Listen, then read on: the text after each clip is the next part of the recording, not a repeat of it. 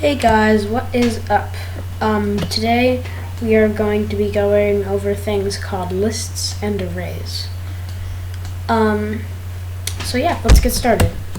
So lists and arrays are variable types that you can pretty much use to store a whole bunch of data at once. I'm also going to do tuples in this video as well. You'll find out what all of this stuff is right now. Alright, so, tuple, let's start off with that. It's a variable type, again. Let's make one called my tuple and set it to a tuple syntax. You set it to open close parentheses. PyCharm will automatically generate those. And guys, I don't really like this color scheme, so I'm going to change it. Alright guys, I'm back. I set up my color scheme. If you want it the way I have it, go to Appearance and Behavior, expand it, go to Appearance, make sure your theme is Darkula, click the Apply button, then you are going to go down into Editor, Colors and Fonts. You're going to go to Font. Let's say, hold on, let me just delete this. So go to Twilight, save as, Twilight copy. Make sure your font is Consolas.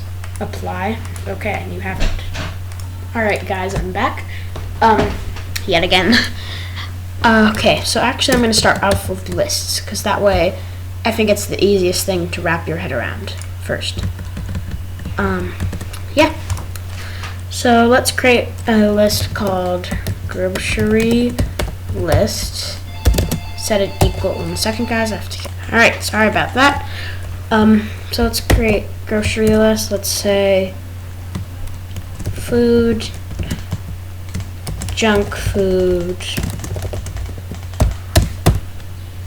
death, a side of fries, alive chicken. Alright, so we have our grocery list. Stuff that my grocery store sells. It's pretty convenient.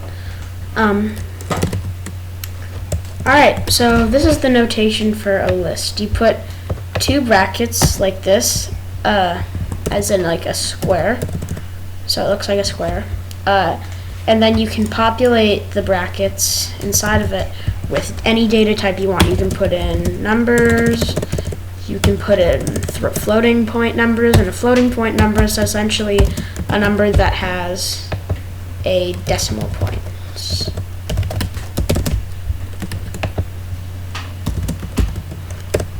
Yep. Any sort of data type that you know, strings, floating point numbers, bits, which we may get into later, bytes, sorry.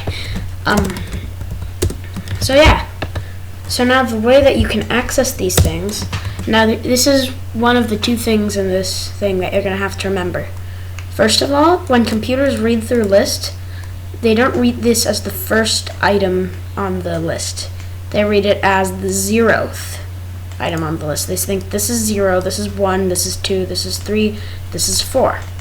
And a shortcut you can use to get to the index, which is sort of like the label number for each item, is you take the place in the list that it is. This one would be 1, 2, 3, 4, 5. This would be the 5th item on the list, and then you subtract it by 1, because 0 is 1 less than 1. And so this is index of 4. It's the 5th number on the list, but it's index of 4. Take a moment to wrap your head around that. Alright. So we have our grocery list. Now let's say we wanted to access it. So we could say, make a variable called food. Actually, let's call death equals. So let's see, death is the 3rd item on our list, but we want the index. So we subtract it by 1, so it's 2.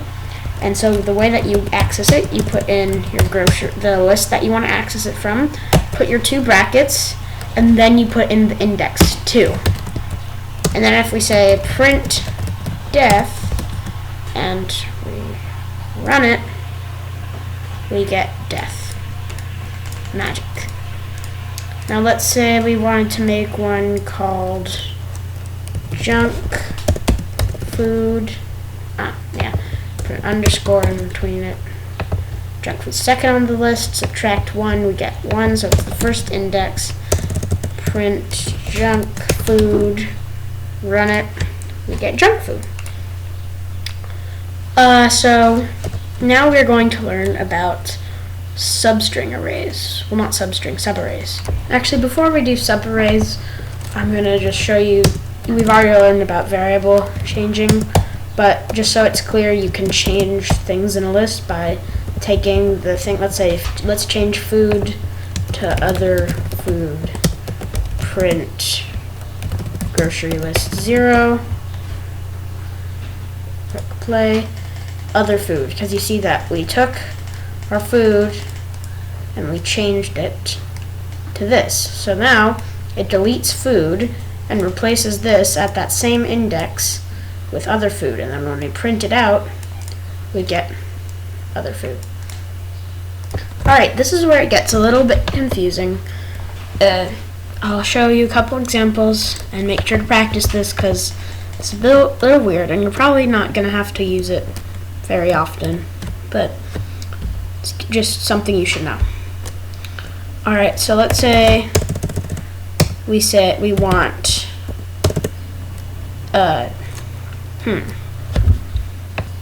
Alright, so let's say we want to print out a certain number of items on the list. We don't just want to go print grocery list 0, print grocery list 1. That's inefficient. We don't need to do that. Instead, we could say print. You can put in parentheses here or not for print. It doesn't matter as long as it's print. So let's say we wanted to print food through death. So here's how food, junk food, and death. So this is what you need to remember. Put in grocery list, brackets, you're going to put in the index that you want it to start at. So that's food.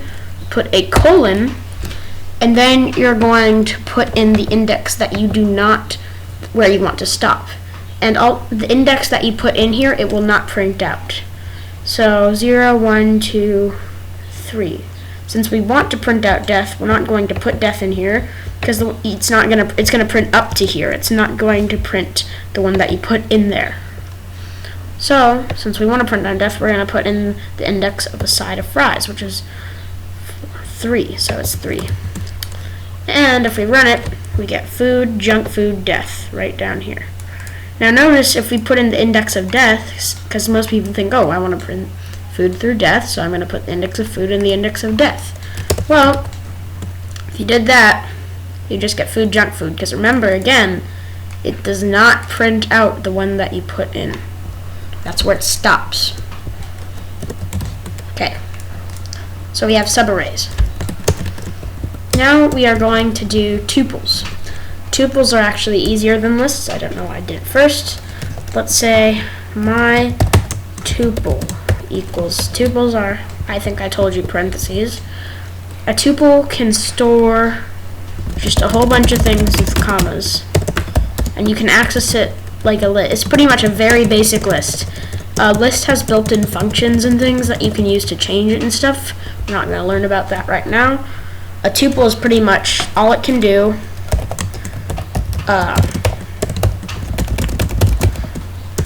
Is you can access these and use them. I mean, you can put them in variables. That's pretty much it for tuples. Now we're going to do one more thing, dictionaries or hash maps or whatever you want to call them. If you have experience with programming, they're very popular. So here's the notation for a hash map, as I like to call it.